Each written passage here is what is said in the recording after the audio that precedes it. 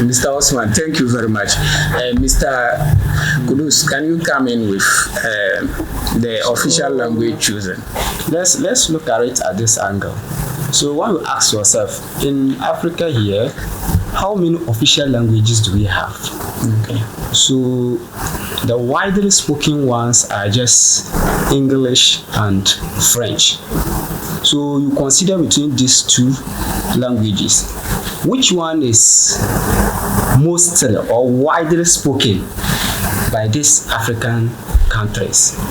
Then from there, we can decide to pick either English or French, and then try to modernize it with our own African, African inputs, so that it will suit our settings. Okay. So I would have loved that we don't entirely abandon the English or the French. Okay. So we should pick it and try to see how we can modernize it to suit our local setting. Okay. But with that, don't you think easy if we do that, the Western world will still have some control on the United Africa? Okay, when we say Western world, which countries are we referring to? Some people will say about America, Britain, and all that superpower. All that superpowers. Where India, like this, yes, was once colonized by Britain. Okay. Yes, and I think their official languages it's not the English language. Okay. Yeah. So and they are not behind. Okay. So I think, and India is a very big country. Okay. Thank you very much. Of late, we have been hearing that the manpower of Africa are being transferred to work in, let me still use that word, the Western world.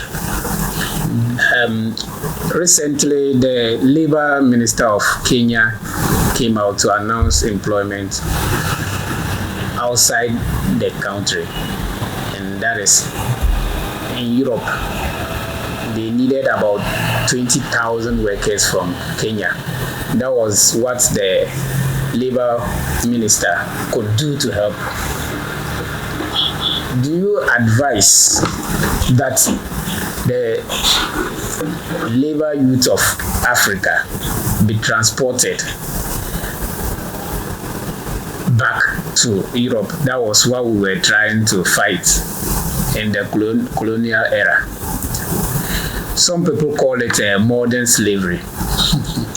Mr. Inua, do you agree with that? Yeah, definitely. And how will we be able to stop that? It's modern slavery, that's the truth. This man, what is the name? The author of Rich Dad Poor Dad, Robert Kiyosaki. Okay. He says, Japanese. yes, the best job you can do is to work for yourself. Okay. To paraphrase. Okay. Yes. Not to work for anybody for salary. The poorest person is the one who takes salary. Okay. We often say it, even though we are still in it. Immediately you subject yourself to salary, then that's the beginning of your slavery. Okay. So personally, I feel that it's not a good thing to be moving the youth of Africa into the West to work. All that we are seeing there, we can bring it down here. Okay. The get rich quick syndrome that we spoke of earlier is what is causing all this. Yeah. Do what you can do to make Africa better, not yourself. That's mostly our problem. You feel that what is here is not looking nice enough for you. And some of these things, that's what I earlier on mentioned, that if you want as the capital for United Africa, let's look for places that are set a good example. Okay. Where people have abandoned the idea of traveling down west for greener pastures. Okay. We can do it ourselves. Set up the factories here, make the place better, develop your cities, and they will start coming down here and to also look for jobs. Okay. Okay. That's how it is. Those of some of our brothers and sisters who are over there, if they tell you what they are going to, but they don't want to come down here because the structures are not working.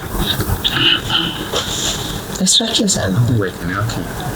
But if we are able to achieve that discipline and that sense of patriotism, I don't come and push for my own interest or for the interest of my family alone. Okay. I do for the greater good. You do for the greater good. Nobody will think of traveling down west for greener pastures. Okay. Thank you very much, Mr. All right. The question I will ask is, what normally motivates people to go out there to work? Okay, that's a big question. That is it. Why are people not eager to remain in Africa to work for their countries? It means there's a problem. And that problem hovers around all the African countries. And it is one problem, which is about leadership. We lack leadership in Africa. People present themselves to be elected to serve, but when they are given the power to serve, they turn themselves to demigods rather to be served. And so what happens is that the people that they were supposed to help solve their problems will wallow in that problem for as long as the particular this thing is in power or continues to be in the leadership position, because they will rather be serving themselves instead of the people they are there to serve. And once that happens, the people will lack something very, very crucial to their living and survival. And if they believe that when they go outside somewhere, the system will be fair to them, and what they want, they can get it, no matter the struggle they will go through. They will prefer that place to their country. And this is what motivates people to leave Africa, to leave their countries and go to the Western world or Europe. This is our problem. The problem is about leadership. So before we can cure that ill of our youth moving out there to work, we must cure the leadership problems in Africa. When that is done, we will be able to curtail or control that. That is what I have for now. Mr. Kudos. I think that the exodus of most African youth to the Western countries is something we should discourage. In fact, when you hear those there, what they say, the racism over there, what they go through over there is quite disheartening. In fact, relatives and friends will even tell you that don't venture trying to come there. That life there is not easy. So that's why some of them, they always try to encourage us that we should start doing something on our own. We should invest. And we should invest. Africa. There are so many opportunities in Africa. In fact, they will even tell you that the wealth of this world is in Africa. And we all testify. The raw materials here are what is feeding the European investors. European countries. So I think as Africans, we need to be serious. We have to sit back and rethink how we perceive the Western world. Okay. I think enjoyment is not living in expensive homes and seeing beautiful sceneries and what have you. yes, and what have you.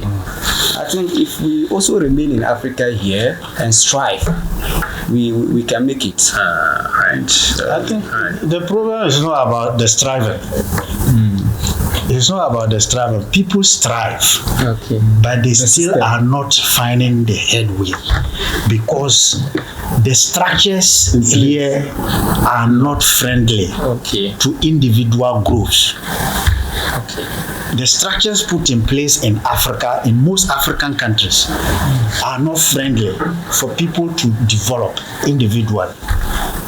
So it is centralized, and it looks like things are just working only at the central government level. So if people are trying to create opportunities, the enabling environment is not there to push them. That is what the Western world do. I have a friend there, Rashid. He's in USA. He told me when President Obama was in power, he met with the private business persons, and that they wanted them because they are the backbone of the economy of America. Okay. They are the ones that employ people more than government itself. Alright. So that they wanted to make or create an enabling environment for them to thrive.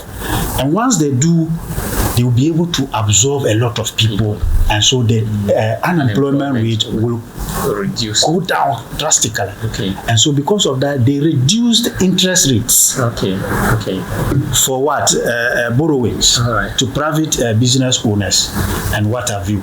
So these are the things those countries do to empower their people. Okay. And so they will not be interested in going elsewhere to see greener pastures. Okay. But these structures are lacking in Africa. Uprising firms and businesses are inundated with what? Taxes. And most of these taxes collected from them are not used for the good of the general people, Okay. in whose name they are taking them. They end up in people's pockets. Okay. So this, if you find yourself in a web this way, how do you survive? That's the question. That's the question. How do you survive? You have the passion and the zeal to be able to do something on your own, but your environment is not enabling enough for you to do that.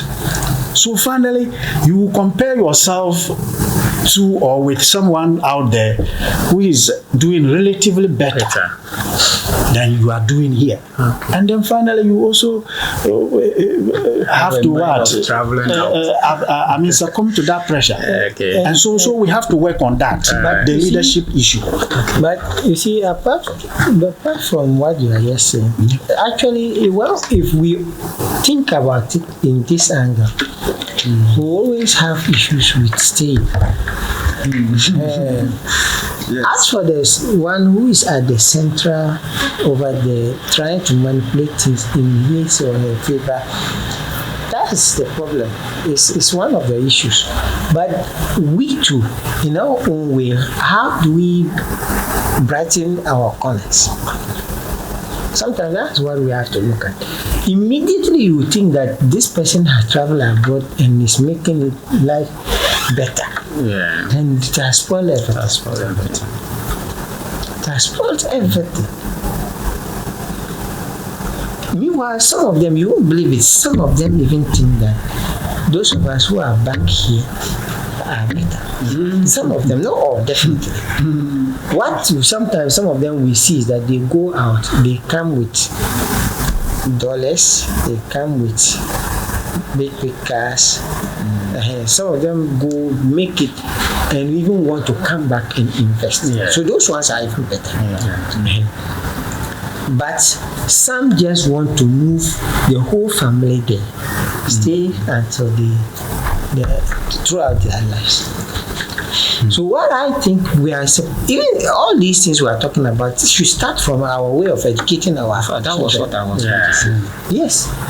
Let the child know very well that whatever he does for his country is going to be the best. Okay. He should always look up to it, not what he will get from a different country. Because one way or the other, they are already ahead of us. And anybody who travels out there, his life is going to look a bit different from those of us who are here until we make things better. Sure. Okay.